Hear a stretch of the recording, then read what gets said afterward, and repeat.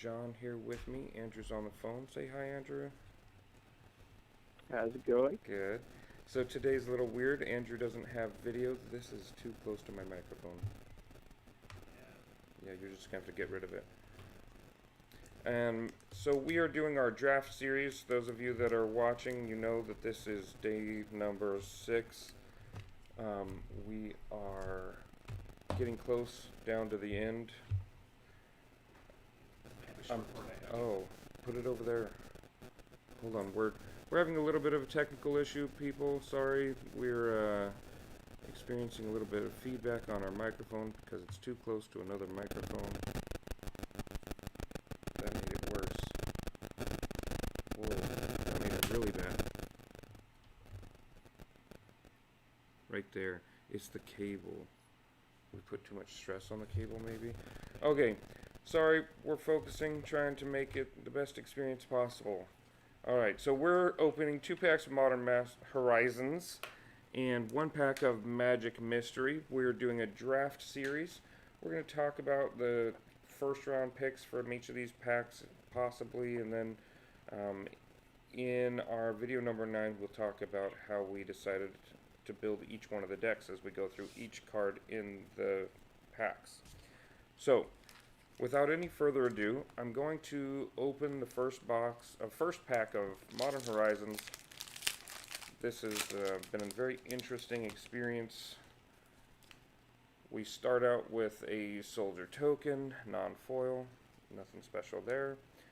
Oh, this is an interesting art card. It looks like it's maybe Ponder. I don't know. The back says what it is. Oh, it says on the back. This is the Echoes of Eons art card. There you go, guys. Again, with the art cards, we're putting them together. Maybe we'll figure out how to do a raffle or a sale for the piece of furniture we make from that. We got a snow. Draft the art card. Draft the art card. We got a snow-covered mountain.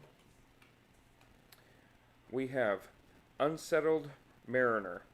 This is a white-blue changeling. Whenever you or a permanent you control becomes the target of a spell or ability an opponent controls, counter that spell unless the ability's controller pays 1 colorless mana. That is a very pretty good. Powerful card. It's definitely draftable.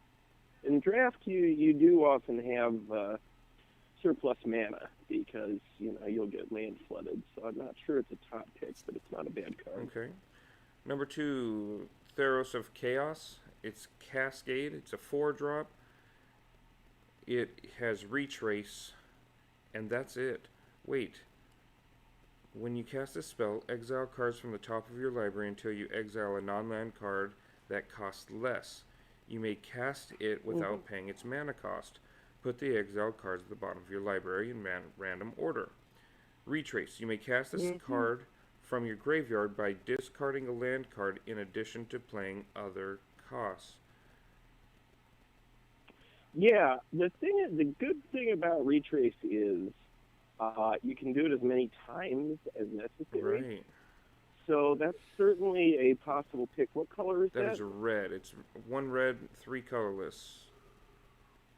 Yeah, I'd put that with the potential top picks. I mean, if you draft that, Okay. you're going to draft a lot of 3 casting cost cards. Right. All right. But the great thing is you can just it's a way to turn your surplus lands late in the game into effective spells. So I actually consider that a high priority pick. Okay. Birthing Boughs. This is a 3-drop artifact. For 4 and tap this, created a 2/2 colorless shapeshifter creature token with Changeling. That's very good. And any kind of factory is a good card in draft too. That may be the top pick Yeah, so far. it's pretty solid factory. Twisted Reflection. 1 blue, 1 colorless. Choose 1. Target creature gets -6/-0 until end of turn. Or switch target's creature's power and toughness until end of turn. Entwine, 1 black. You can choose both if you pay the Entwine cost.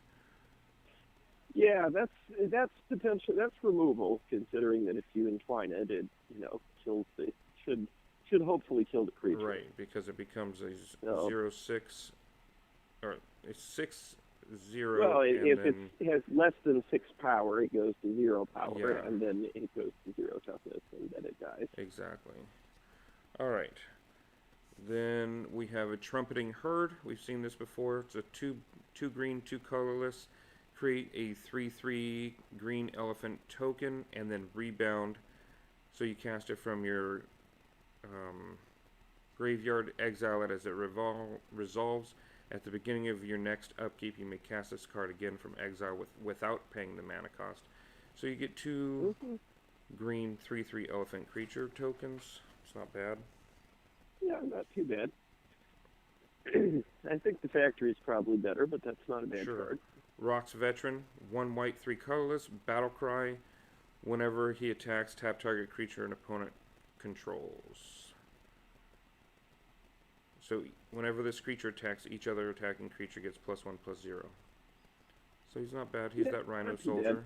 Soldier. Probably not a top pick, but not terrible. Weather the Storm, 1 green, 1 colorless. You gain 3 life, and it has Storm. Hmm. Winter's Rest, 1 blue, 1 colorless, enchant creature. When Winter's Rest enters the battlefield, tap enchanted creature. As long as you control another snow permanent, enchanted creature doesn't untap during its controller's untap step. That Yeah, requires that probably snow not. permanent. Nimble Mongoose, Yeah, 1 green, 1/1, Shroud. It gets +2/+2 if you have 7 or more cards in your graveyard. yeah, he's not terrible, but not a first pick. Yep. Wart Eye Witch, whenever, it's 1 black, 2 colorless.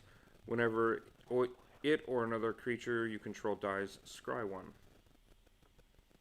That's that black. Not too bad, but not a top pick. Goat Nap, this one I haven't seen yet. 1 red, 2 colorless. Gain control of target creature until end of turn. Untap that creature. It gains haste until end of turn.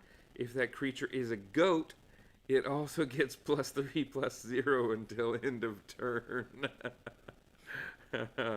If you need to steal someone's goats, here's a goblin stealing a goat. It's probably not at the top of our list, but it's hilarious. Well, Act of Treason is an okay card in all of its forms. Right, it's just an uh, active treason that also can give a goat +3 attack. it's a treason with affinity for goats. Affinity for goats. Okay, Soul Strike Technique. 1 white, 1 colorless. Enchant creature. Enchanted creature gets +1/+1 and has vigilance. When enchanted creature dies, manifest the top card of your library. Put it on the battlefield face down as a 2/2 creature. Turn it face up any time for its mana cost if it's a creature card. Interesting. Yeah, not too bad. I don't know if I'd take it first, but certainly a playable Yeah, card. it's playable. There's a lot of those enchantments here. Okay, Chill Pillar. Chiller Pillar. Chiller Pillar. The 1 blue, 3 colorless. It's a 3/3 insect. It has the monstrosity 2 for the 2 snow +4 colorless. As long as it's monstrous, it has flying. I think we've seen that card before. We have seen this card before. It's a very interesting. Yeah, a monstrous flyer would usually be good. The problem is getting 2 snow mana Right. means you're going to have to take huge amounts of, you only get the 1 snow covered In each pack, land yeah. per pack, and it really depends on how the draft is being run. If you're allowed to put snow mana in your deck, if you don't have to draft snow mana, that's possibly a first pick. As it is, we're assuming that you just get draft what's there, and there's one snow covered land in every pack. It makes it big. Right. Quickfoot Cyclops, when he enters the battlefield, up to 2 creatures can't block this turn. He has cycling for the 1 red, 1 colorless. Oh, his initial cost is 1 red, 4 colorless. He's a 4/4. When you cycle him, target creature can't block this turn. And that's the end of this pack. So it looks like either the Birthing Boughs, which is a very strong card,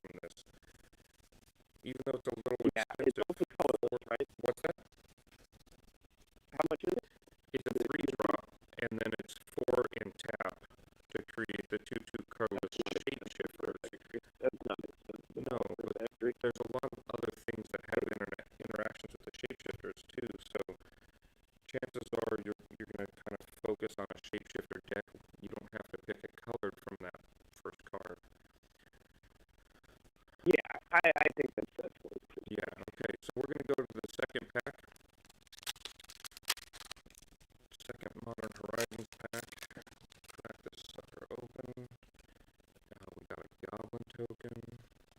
Oh, and there's the War-Eye Witch art card. That's kind of cool. War-Eye Witch, ugly card. It's cool, but I don't like it because it's goblin wearing a bunch of eyeballs. Okay, we got the snow-covered plains. We got the Sisay Weatherlight Captain. Yeah, so she's 1 white, 2 colorless. When she gets +1/+1 for each color among other legendary permanents you control. Tap 1 of each color, so that's a 5 cost. Search your library for a legendary permanent card with converted mana cost less than Sisay's power. Put that card onto the battlefield, and then shuffle your library. Interesting. Beautiful card. We won't be drafting that. Yeah. I think that is one of the art cards. You don't draft. I think we have her. Yeah, it is. She's a long-standing part of Magic's lore from the Weatherlight saga. The captain of the Weatherlight when Gerard was doing his thing and fighting Yarmouth. Okay. So we're probably not going to draft her. We do not draft 5 colors. Because of the 5 color. There, you won't be getting a couple legendaries to make worthwhile. Sure. Right? So. Alright, next card. 1 white, 2. It's called Vesper Lark. Flying. When Vesper Lark leaves the battlefield, return target creature card with power 1 or less from your graveyard to the battlefield. And you can evoke it with 1 white and 1. Cast a spell for its evoke cost. If you do, sacrifice it when it enters the battlefield. Oh. It's not too bad. It's not too bad. It's a potential Yeah. pick. And the flyers are always good. It's a little weak. Alright, next card. Icehide Golem. He has the casting cost of 1 snow. He's a 2/2. Snow can be paid with mana from any snow permanent. The 2/2 for 1 is awesome, but it's 1 snow.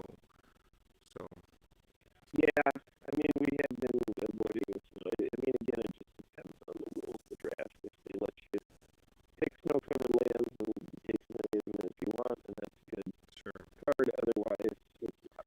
Alright, next card. Good Fortune Unicorn. 1 white, 1 green, 1 colorless.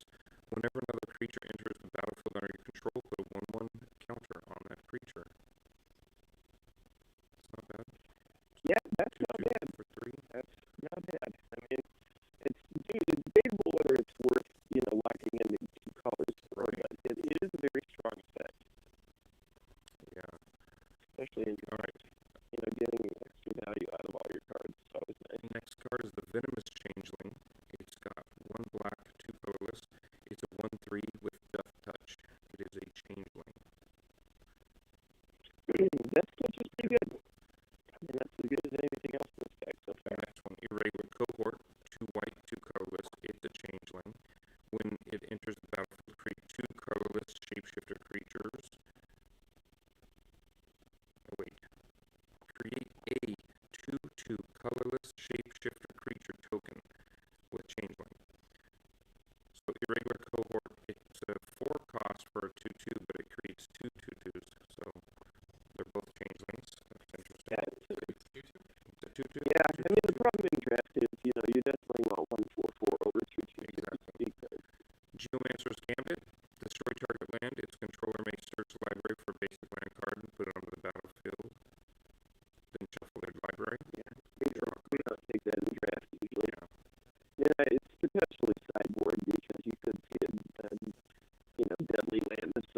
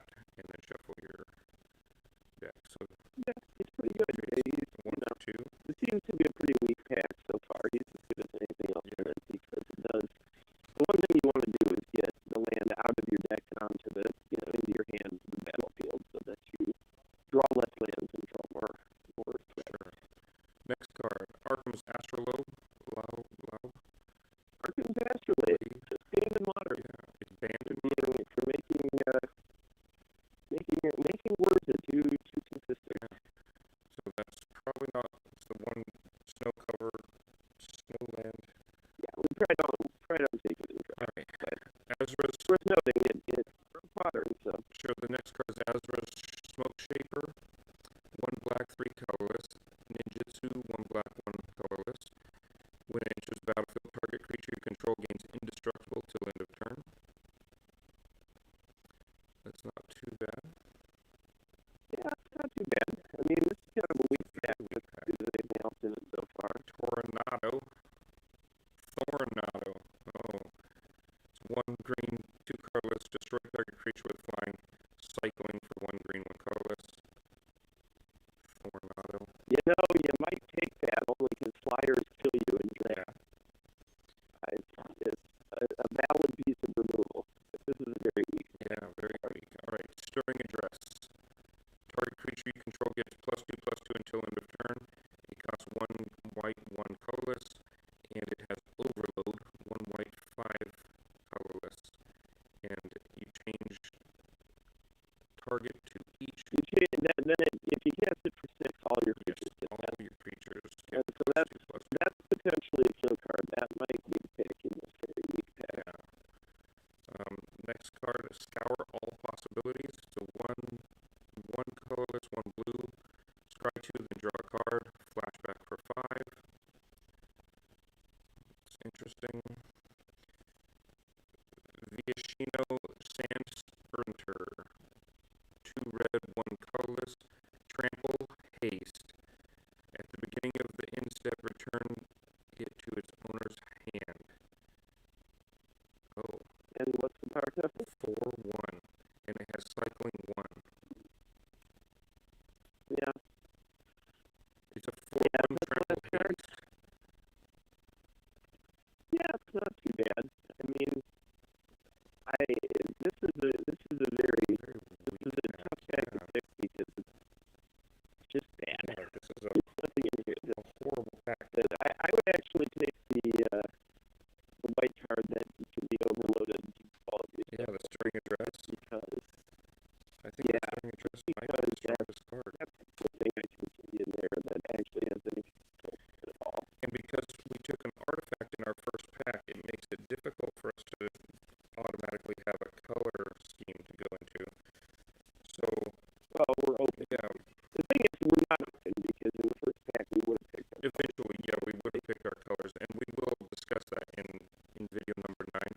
We're going to discuss how we got to the decisions we did originally and how we got to the color schemes that we ended up on. So if you guys are watching, you are curious as to why we have no color scheme, watch the video number 9. Alright, so here is the last pack of this seat number 6 for this draft. It is the Mystery Booster Pack. The Mystery Booster Pack is, again, it's a very large set, has all kinds of random stuff crammed into it for no apparent reason, in no particular order except for 1 card in the pack. In fact, look at this on top is a Refurbished, which is an uncommon card from Kaladesh, which is hilarious. 1 white, 3 colorless, return target artifact from your graveyard to the battlefield. Not our draft pick, but it's hilarious that it's an uncommon card on top. Well, here's the thing. Because we have that factory, we might actually take that card. That's Yeah. right. So normally you would let that buy, but because we have that factory, which is a very solid card, you consider actually drafting that. Okay. Well, here's the next card. Luxodon Partisan. He is 1 white, 4 colorless. He is the Elephant Soldier Battle Cry, and he's a 3/4. A 3/4 for 5 with Battle Cry? That doesn't seem all that great. What is Battle Cry? Whenever this creature attacks, each creature attacking with it gets +1/+0 until end of turn. So it's okay, but it's not. Yeah, he's okay. He's a little expensive. A little expensive for my taste. Here's the Frost Lynx. 1 blue, 2 colorless. When Frost Lynx enters the battlefield, tap target creature an opponent controls. That creature doesn't untap during its controller's next untap phase. So the Frost Lynx takes out a creature for essentially two of your attack phases. For that turn and then the next turn. That's not the strongest ability.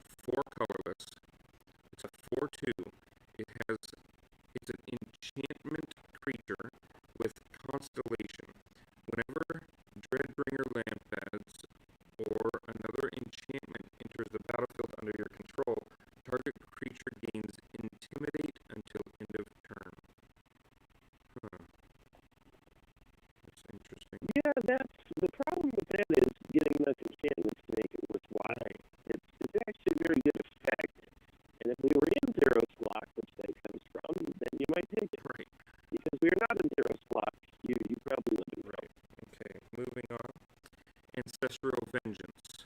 2 black. Enchant creature. Enchant. When Ancestral Vengeance enters the battlefield, put a 1+1/+1 counter on target creature you control. Enchanted creature gets -1/-1. Interesting. Yeah, that's a weird. So it gives one of your creatures a counter, a +1/+1. You're basically sapping strength from one of your creatures to put it on Should have another just called creature. it like sap. Because that takes up an entire card slot, it's kind of bad. Yeah. Okay, moving on. Flame Wave Invoker. 1 red, 2 colorless. 2/2 Goblin Mutant. 7 colorless and 1 red. Flame Wave Invoker deals 5 damage to target player or planeswalker. That's pretty good in draft. Yeah, it's 8 mana, I mean, but it's not that's bad. a late game so Yeah, far. Yeah, I would put that at the top of the stack so yeah, far. I think so. Only because, it's early play, and if he sticks around till late, if you have 8 men on the field, then all of a sudden Yeah, you hit him every turn for 5 extra damage, which is pretty good. yeah. Okay. It's also an uncommon randomly stuffed in the middle of the pack. Brazen Buccaneers. 1 red, 3 colorless, 2/2 human pirate. With haste, when Brazen Buccaneers enters the battlefield, it explores.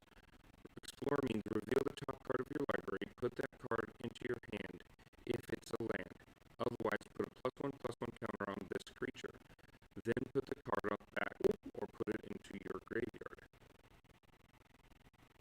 Explorer is a pretty good mechanic. I don't know if he's better than the one we just saw, but it's probably the second best card we've seen in this Sure, deck so far. second best card is probably. Alright. Pinion Feast. 1 green, 4 colorless. Instant. Destroy target creature with flying. Bolster 2. Bolster 2. Choose a creature with the least toughness among creatures you control. Put 2 +1/+1 counters on it. So you kill a creature and get 2 +1/+1s. Probably not. Yeah, you have to have a target. Yeah. If you are up against somebody who hasn't drafted any flying, that card is a dead fly. Exactly. So, Alright, next one. Dragon Scarred Bear.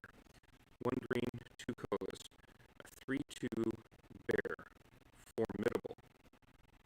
Tap 1 green, 1 colorless. Regenerate Dragon Scarred Bear. Activate this ability only if creatures you control have total power 8 or greater. Oh. So he becomes regeneratable if you have a lot of other creatures. yeah, it's the power on the field, not the number of creatures. But yeah, you can regenerate him. He's okay. And he has 3 power, so Okay. he's 3 of that 8. It's true. Okay. So, You're more likely to have that in draft. He's not bad, but I wouldn't take him first pick. alright, Savage Twister. 1 green, 1 red, X. Savage Twister deals X damage to each creature. Oh, Now that's definitely a potential yeah. pick because you're going to take the problem is it makes your deck very techy because then you don't play your creatures until the play with that is you hope to have it early or you hope to you take it you get it late if you are at a disadvantage and you wipe the board. Right. So certainly a potential pick. I don't think I'd take it over the Sand Spitter, but it's not a bad card in draft. But you have to play around it. Sure. You can't just slot it in. You have to actively understand this in your deck and that you can't cast it when you have a bunch of creatures. Sure. Alright, Guardians of Meletis. 3-drop, artifact, 0/6 golem with defender. Yeah. Okay. Wait for it to come back around. Alright. Caravex Torch. 1 red, X. Interrupts that target Caravex Torch, each costs an additional 2 colorless to play. Caravex Torch deals X damage to target creature or player. So it's a, Removal is always yeah, good. it's a pretty solid fireball. It costs a little bit extra to try to counter it. Alright, next card. Tireless Tracker.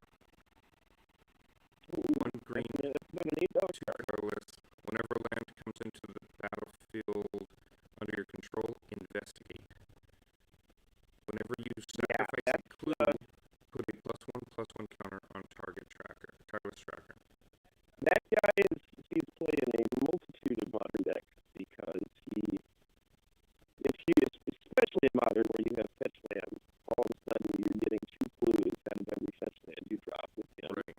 And that means you're drawing 2 extra cards and putting 2 counters on him. And he's a $4 I card. consider that possibly. That's low. He was $8 about 2 or 3 weeks ago. He'll probably go up Yeah, again. I would guess so. To me, that's actually probably the first Yeah, I think so. pack.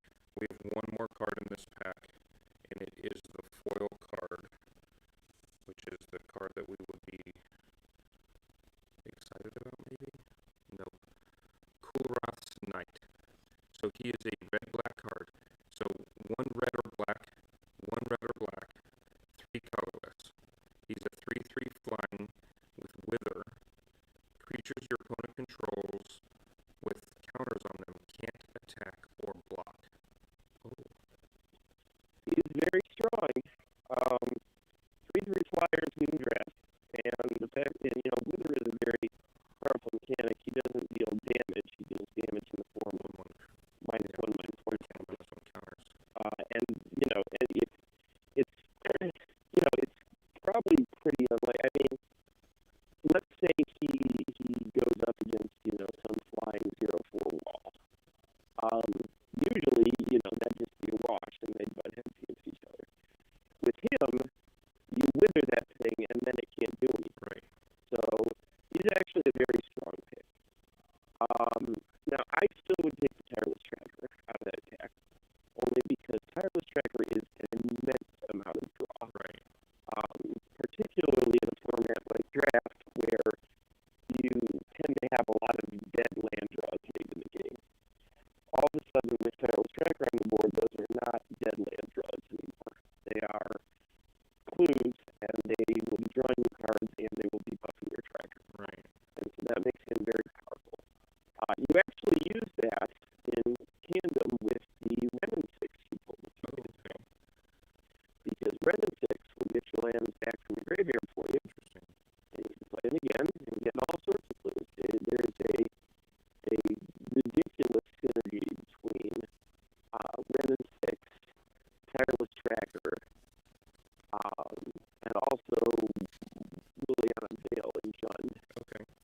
where you just start, you just, because you're drawing, the way it works is, Tireless Tracker gets